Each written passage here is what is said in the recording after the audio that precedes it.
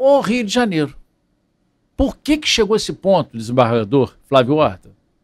Olha, eu acho que é um conjunto de fatores, né? Primeiro de tudo, o Rio de Janeiro ele tem uma geografia diferente das outras cidades, né? É uma cidade encravada entre o morro e a montanha.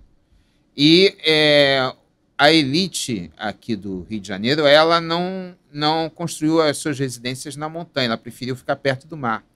E deixou as montanhas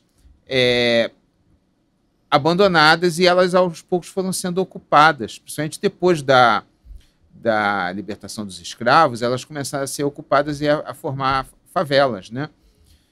Então isso contribuiu. A questão da moradia no Rio de Janeiro e a questão da geografia do Rio de Janeiro, a demografia também do Rio de Janeiro, isso contribuiu. Mas eu também acho que não é uma questão só do Rio de Janeiro, é uma questão do Brasil. O Brasil, nós estamos fazendo esse ano 40 anos da edição da Lei de Execução Penal e da nova parte geral do Código Penal. E nesses 40 anos, eu acho que o Brasil, na área de segurança pública, ele tomou as decisões erradas no que toca à legislação.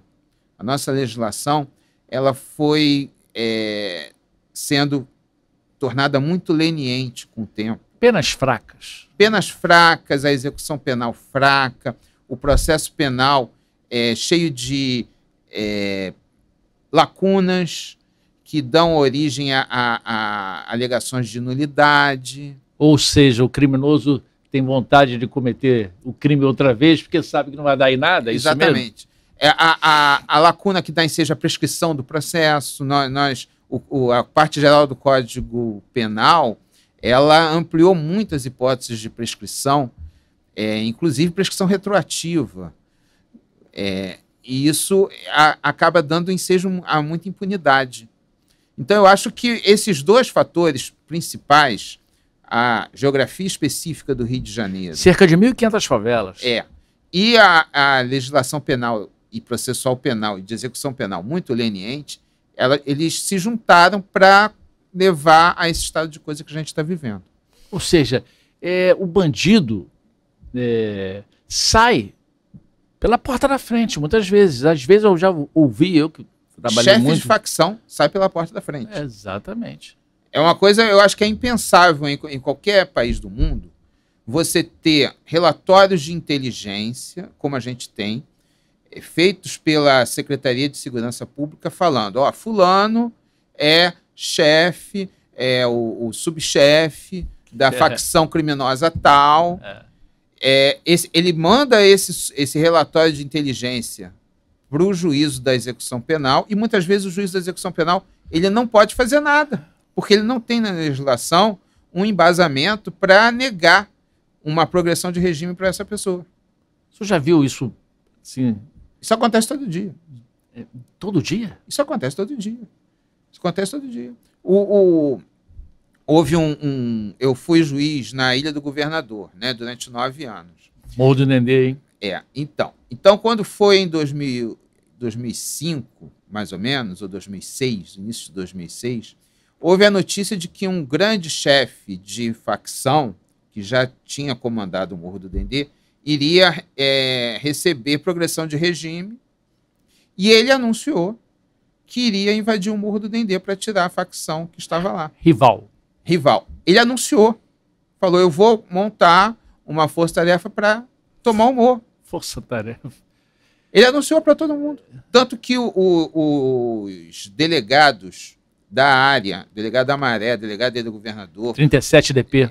O comandante do batalhão, eles pediram para fazer uma reunião comigo para ver o que eles poderiam fazer. Então, quer dizer, ele saiu pela porta da frente anunciando que ia tomar atitudes criminosas, e simplesmente a legislação não impediu que ele saísse. Então, o fato em si já é absurdo. E ele tomou? Ele tentou invadir. Que absurdo. Houve uma chacina depois. Ele só não conseguiu tomar o morro, mas ele tentou invadir.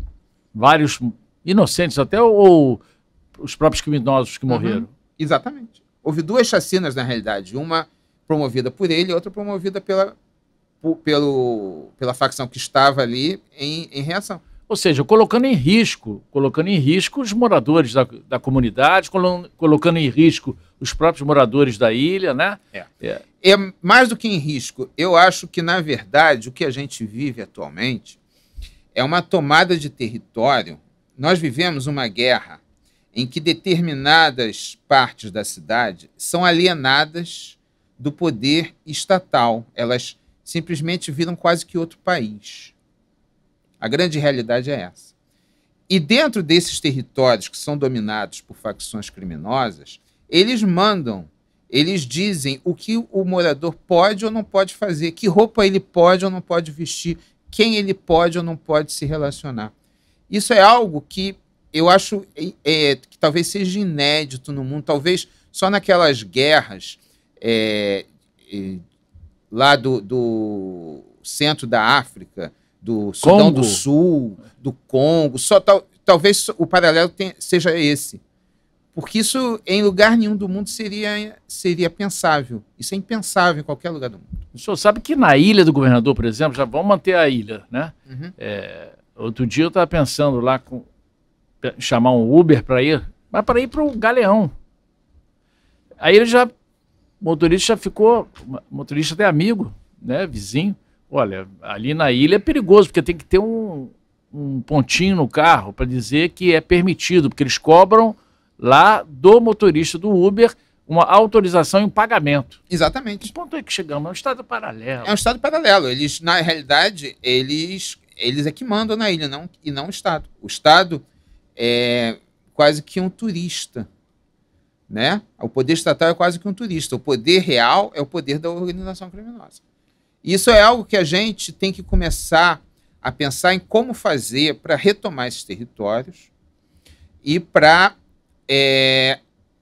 impor porque o que é a democracia? É justamente isso. A democracia surge, né, e o conceito de Estado surge, isso historicamente, para quê? Para evitar que um mate o outro, para evitar a guerra civil entre as pessoas. É por isso que surge o Estado. Então você tem que ter uma autoridade que seja respeitada por todos.